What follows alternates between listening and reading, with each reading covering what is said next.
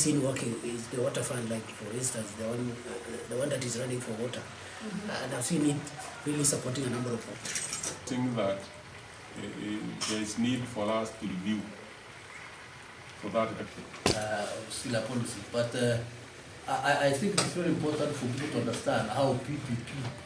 It will be placed under the ministry, and then what? We have UNDP there, we have the Ministry of Environment there. So discussion that will be held. But the fund that is being established. For us to achieve 10%, we need to invest in a number of areas. We have to, as I've just said, we have to invest in seed production, because for you to raise seedlings, you require seeds. You have to provide enough seeds to support seedling production. You have to invest in seedling production across the various landscapes. We also have to invest in afforestation and reforestation activities.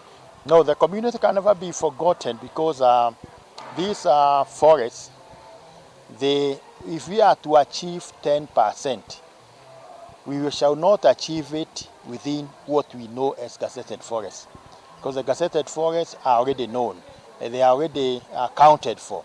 So the 10% will be achieved on the private farms, and private farms, they are with the community, and we need to commercialize the issue of forestry. And towards this effort, carefully with other partners, we are organizing a commercial forest investment conference, which will take place in September from 21st to 24th, where we want to bring all the partners together to discuss the issue of how can we upscale.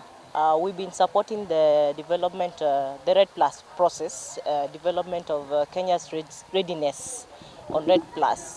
So for us, this forestry sector is important because of the value chain derived from forests in terms of raw materials like timber, and also other forest resources like honey, the medicinal benefits we get, and of course the overall environmental protection and sustainability.